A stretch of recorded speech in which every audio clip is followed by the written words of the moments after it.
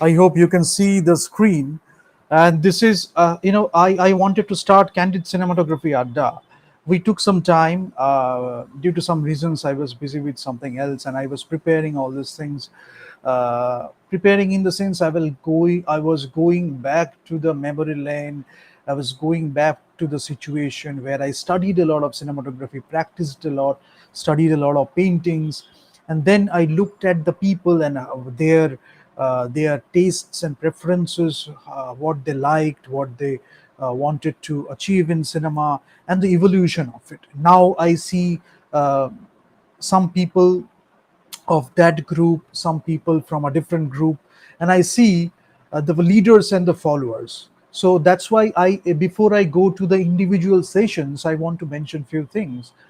Sometimes you will see leaders, something is not there, you have a vision, you see something beyond what is existing, the status quo, and you can see things beyond that. So you take some step. Maybe you are the one to take the step at the first, or for the first time you are the one taking the step, and many people don't have the courage to take the step. Something wrong is happening, something is quite not up to the mark, but nobody is uttering a single word. So when you take that step, it takes a lot of courage. So you are going with a vision, people are coming, they are realizing your vision, you're not forcing, you're not indoctrinating, but they can realize the vision themselves. So we are coming together, we are having a sense of community, we are building a community together. And the good things, we are talking about cinema, we are talking about art, we are talking about culture, different cultures, we are appreciating each and every culture. So all these things. Now cinematography, aesthetics, design, visual arts, very important things, because daily you are exposed to something. Either you go to the nature, you are looking at a lot of colors, textures, all these things, light, one of the most important things, if not the most important thing. Then you go to the YouTube. If you want to YouTube, you want to surf YouTube for a while, you see a lot of things. Again, you are looking at design, visual arts, then your aesthetics, depending on your taste and preferences.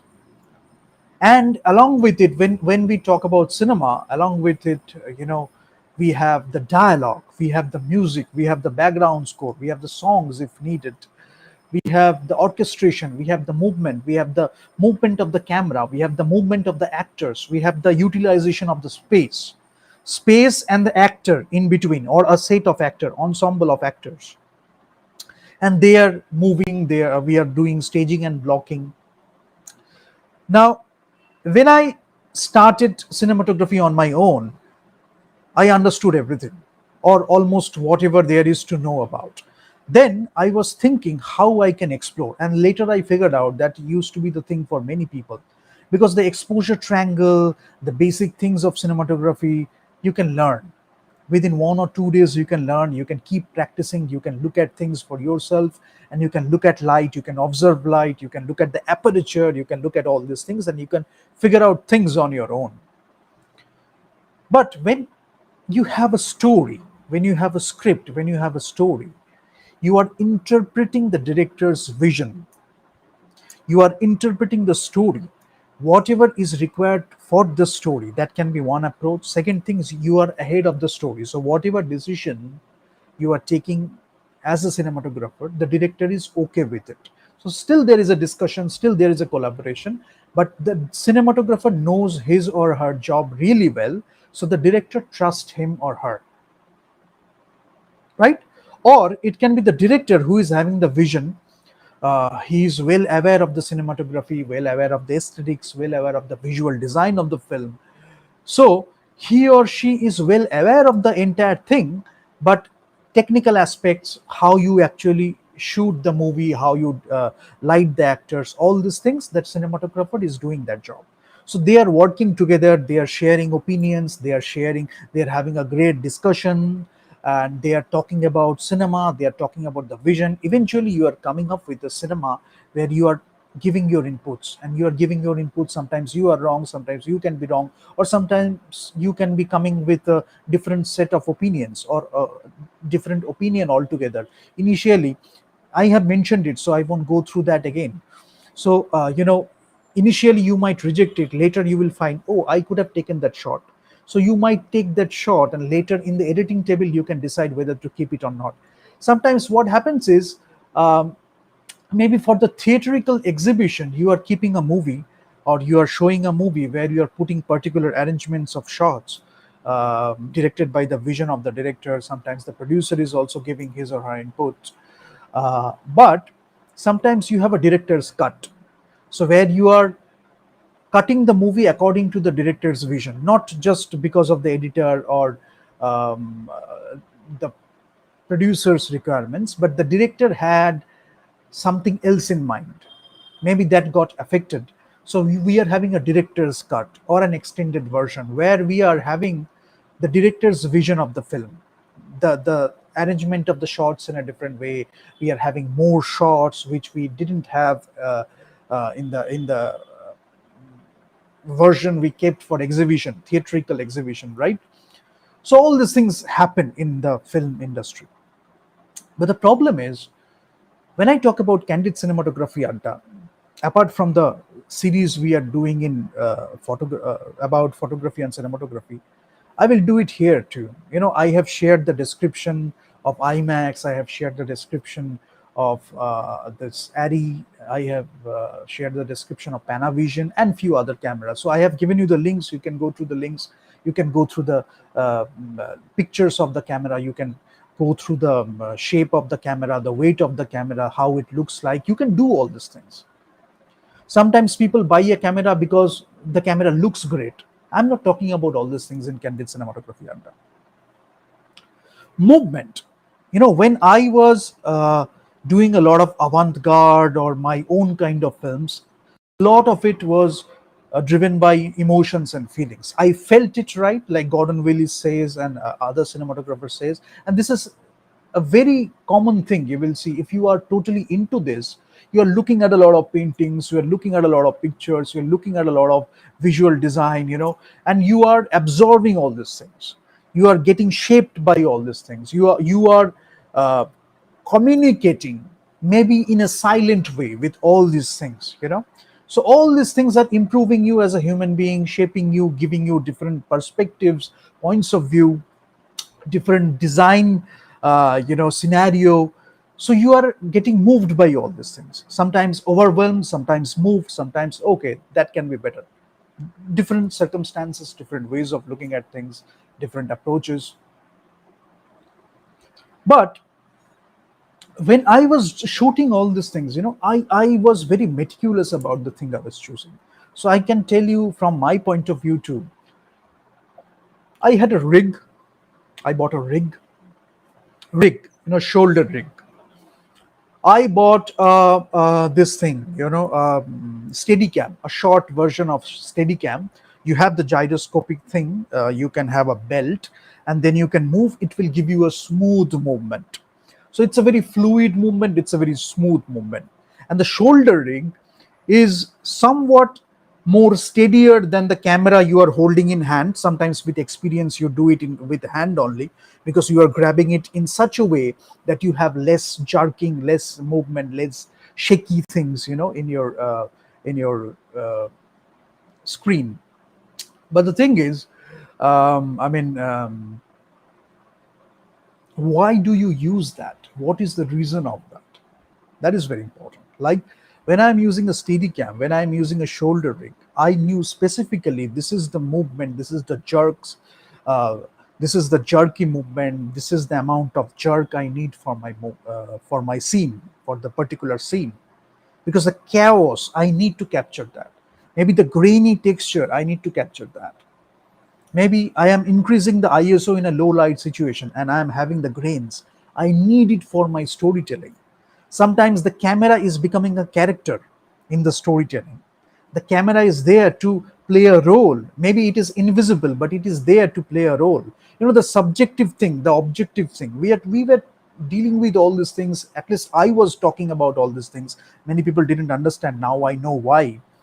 But when you talk about cinema in a very professional level, in a very serious level, when you want to understand the cinematic language, when you understand the visual language, then you talk about all these things. It's very natural to talk about all these things. It's very unfortunate that we don't have enough institutions, we don't have enough places where we are dealing with all these things. So the shoulder rig, it is supposed to have a particular kind of movement. When I'm using the gyroscope, when I'm using the Steadicam, it is supposed to have a fluid movement, a particular kind of movement. I am desiring that. I'm particularly looking for that on. When I'm holding it in hand, I'm desiring particular jerk for that movement. Now, how do you decide what kind of jerky movement, how much jerky movement, what kind of noise, how much noise you are going to use in that storytelling, or in that particular scene, and then in the orchestration of the scenes, the collection of the scenes, you are getting a movie sequence, and then you are getting a movie plot points, and you are getting a movie. But for a particular visual scene, Steadicam, then you have the shoulder rig. You can do it handheld. You can just move. Whether you stay steady, you zoom the lens, staying steady. You go far and you come close. You're using a telephoto lens. You're using a wide angle lens. The depth of field is varying. So different lenses will give you different perspectives. The wide angle will have a deeper depth of field, while the telephoto lens will have a shallower depth of field. Now, the aperture is playing a significant role in that. How the light is changing, the ISO, aperture, and shutter speed. But are you staying at a particular position? What is the reason? What is the decision? Why you are taking that decision in the first place? Right? Are you moving? Are you panning? Are you tilting? What is the reason? Why are you using that? Sometimes when we understand cinema a lot, we love cinema a lot, we are passionate about cinema a lot, because the movies we have seen, we really were dedicated to those movies, to the cinematic language, to the visual language. We are intuitively taking those decisions. We don't think much. But then we figure out, oh, we took the decision, it is coming up with so many other things, we never thought about that, we just felt it right, we did it right. That's why you need to love cinema, you need to absorb cinema, you need to absorb the visual aspects, the aesthetics, the design. When you love the storytelling aspect, when you love the wholesome aspect, then you are learning from each and everything. You're loving cinema. Then you write your scenes, you write your scripts. There can be inspiration, but you are having your own voice too. The cinematographer is bringing his or her own voice. The composer is bringing his or her own voice for that particular storytelling scenario. They are not copying, they are not imitating someone. For that particular storytelling scenario or the situation, what do you require in terms of background score, in terms of cinematography? We talked about score a bit, very little, but we talked about the background score and the music. Now, cinematography, the camera. Because if you don't have a visual thing, if you don't have the like the visual aspect, then don't have a movie at all, do you? Or you can give the you can make a movie out of the pictures only. That can be a movie too. So what is the difference? If you mix these things together, then you are having the stills, you are having the video, and you are having a mix of that. Maybe you are taking cinema ahead of only video. You can do that. So you understand the cinematic language, and then you play with it. But why are you taking a particular decision intuitively, or you are looking or you are doing it with a lot of planned approach? Orchestration, staging, and blocking. The light will be this from a particular source, from that distance only. It will be a diffuse light, it will be a diffuse light, it will be a stark light. You are taking all those decisions. Why I am mentioning again and again in the storytelling aspect, or we are talking about the storytelling aspect, is often in India I have found many people don't even understand all these things. They don't understand the storytelling aspect. They don't understand cinema yet. Like we all don't understand cinema, but they don't understand the basic things at all. I mean, they are making movies, they are making great pictures, they look good, they look great, they look good. That's okay. But the art of cinematography we are talking about today. Before I come to say Candid Cinematography Adda, I'm talking about the art of cinematography. We are elevating it to that art. Storytelling, how it is helping storytelling, how it is shaping storytelling, the decisions you are making. the decisions you're taking, and the lighting, the movement, the staging, the choice of movement, whether you stay at a particular place or you go along with a particular path. It can be a dolly shot, it can be a crane shot, it can be you are moving with the camera yourself. Why are you taking that decision? So we will talk about that. So before I go to that, let me just show you few cinematographers and their works. Then I will wrap it up today. But I hope I gave you a brief of the cinematic. Now, few cinematographers I mentioned, I didn't show you uh, the works they have done, but there is one thing. If you really love cinematography, if you really want to be in cinema, if you really want to create great stuff in cinema, you could have done it yourself. I shouldn't have done it. You could have done it yourself. Many people already know, I'm not talking about them. You should have done it yourself, and you could have come to this session and you could have asked more questions. You could have asked complex questions. Then I have studied this. Now you tell me, you answer me this. You tell me this. I have figured out this. You tell me your point of view. You tell me your perspective. That is the kind of discussion I'm trying to have, or I am wanting to have. Because with the professionals, they already know their stuff, they are doing it for a long time, they can know a lot more, they can study a lot more. It's up to them, they are doing their stuff. But when you are a student, or when you are doing it on your own, then you don't have the shackles. You can go beyond that. You can experiment a lot, you can fail better, you can fail in a creative way, and you can still learn from it. But sometimes people are just doing it for the money. They don't want to learn, they don't want to grow. I'm not talking about those people. Always we are learning, so that amount of growth, the scope for growth, that is very open. you know you want to grow, you want to learn, you want to tell the story in a different way. Maybe you for the last few years you told the story in a different way. Now your approach has evolved, and you have been taking an active part in that evolution of that approach. So again, if something goes wrong, you can take the responsibility, and you can understand from your mistakes, you can understand from your past wisdom, past learnings. So it's like, taking responsibility, learning. It is so much fun, it is not something very bad. And we are loving storytelling, so the love, education, cinema, learning, everything is coming together. And the love for camera. And I say, before I come to this, sometimes the love you have for your camera, any camera, it can be a DSLR camera, it can be a film camera, the love you have for your camera, it can be more than you have for a woman. So Christopher Doyle was saying, Ari is a woman. Now I can tell you what it means in like 3 or 4 hours, but let's keep the poetry as it is. Ari is a woman when he is mentioning that. And I can tell you, sometimes more than the love, sometimes the love we feel from mere mortals, we get much more true love from maybe a guitar instrument, a piano, or maybe a camera, any camera. But you are loving photography, you're loving music, you're loving cinema. It can be a pen. You're holding a pen, and that is giving you a lot of pleasure and love, because you are having a pen and paper, you're writing something, you're respecting words, you're respecting writing, right? So that is the kind of discussion I'm talking about. Now let's go to these people. Uh,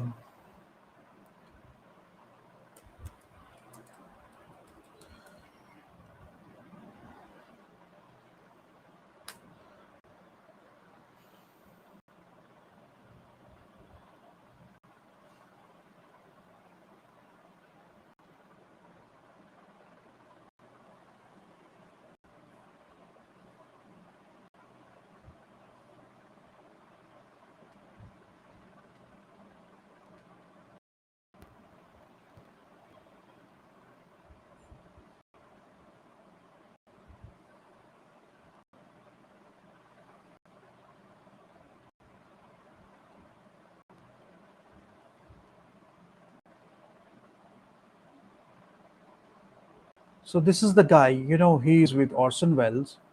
You can see it from the picture itself. And they really did something great in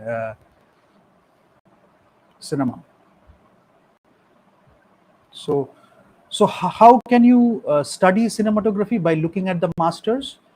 You see, when we talk about Greg Toland, mostly people talk about Citizen Kane, Orson Welles, but you will see that William Wyler and all these people, great directors, you should know these people.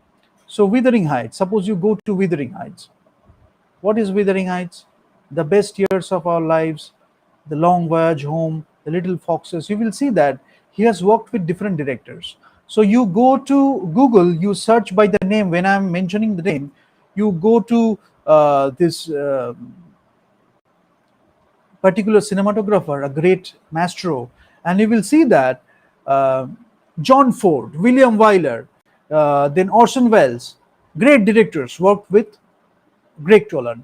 And you will look at those films and you will see how the director's vision is changing and how the cinematographer is contributing to the vision, right? So that relationship you will understand between a director and a cinematographer. But he is very famous for the deep focus, especially in Citizen Kane, when the shot is coming like this and the boy is throwing snow at the background. Those were like great techniques. So and innovative use of lighting.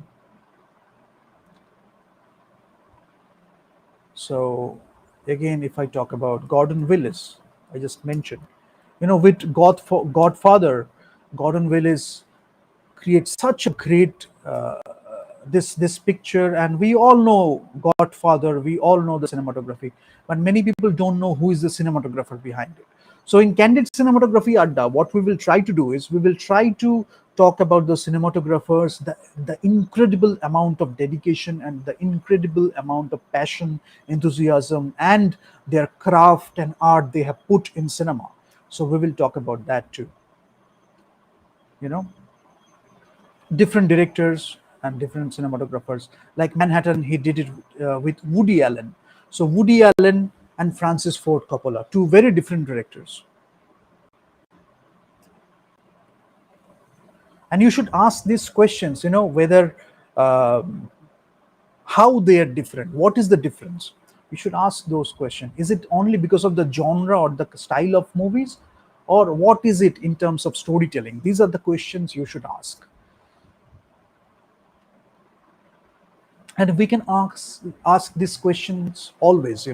So Rodrigo Prieto, another great cinematographer, then Robert Elswit. So Prieto, and we have mentioned Hoytema, Matthew Libatic. But before that, let me talk about Robert Richardson too. I'm just taking like names I have mentioned, and you will see this. Here he is working with Quentin Tarantino, this Oliver Stone. Then he is working with Martin Scorsese. Same cinematographer with different directors.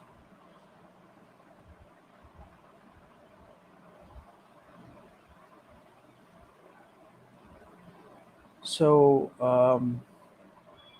I talked about Matthew Libatic.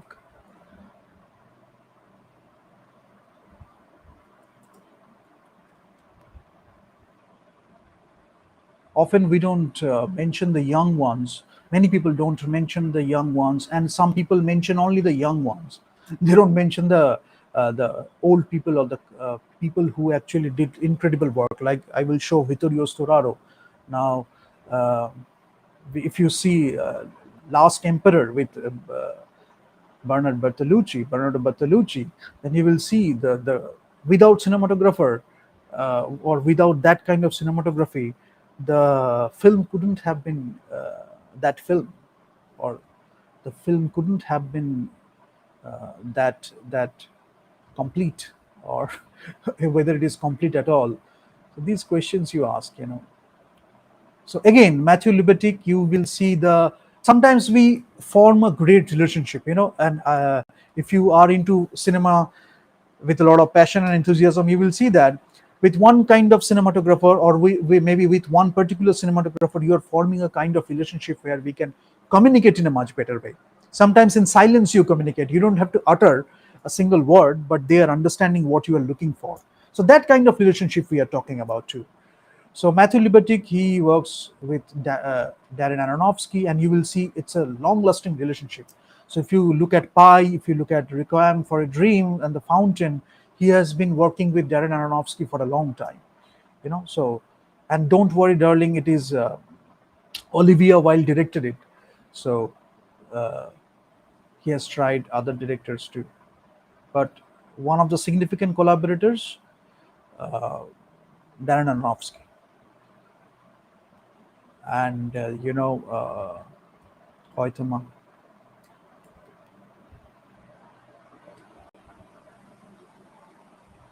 Wonderful cinematographer. So we all know Hoytema. Recently, we know that he has done some incredible work in, Dunkirk, then your Oppenheimer, Interstellar. But many people don't know that it's a beautiful movie. Let the right one in. So if you haven't seen the movie, I will encourage you to watch that movie because it's a beautiful movie. Let the right one in. You know, so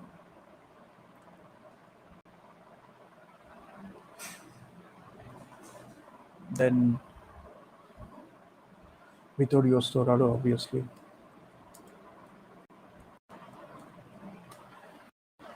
Again, sometimes you don't understand whether to work with light or whether to work with color. So if you look at Vittorio Storaro, you will see the incredible things he has done with color. The color yellow, you will see that he is doing Apocalypse Now is one of the great examples. Then Last Emperor with Bertolucci. So you know,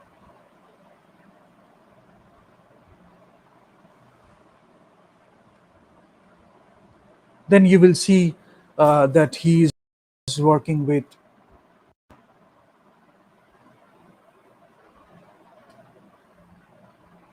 other directors as well. For example, Cafe Society. If you look at Cafe Society, it is a movie by Woody Allen, but Vittorio Storaro is doing the cinematography. So again, Francis Ford Coppola, Woody Allen, Martin Scorsese, how they are different and how they are using the same cinematographer to tell a different kind of story.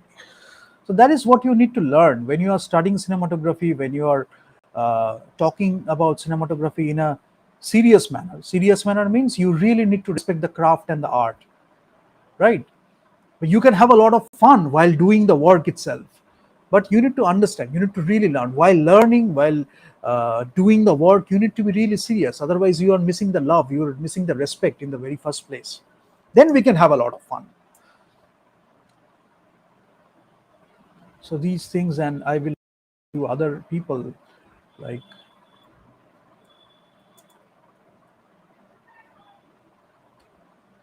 Sven is a good cinematographer with Ingmar Bergman.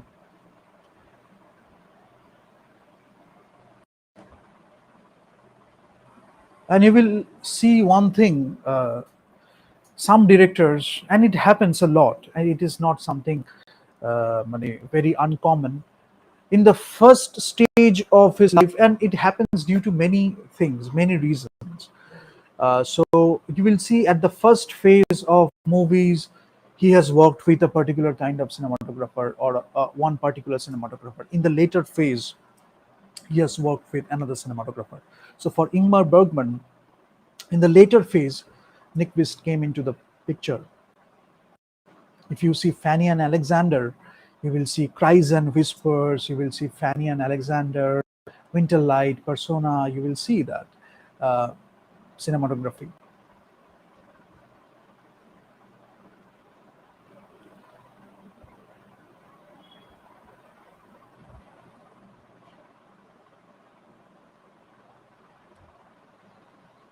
And I must mention Ingmar Bergman because Ingmar Bergman uh,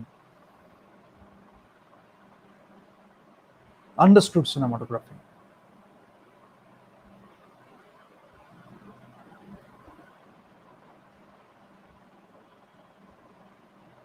Okay, so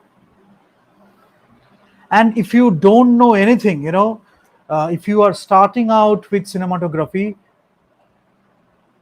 now many of the ratings are distorted because of other reasons.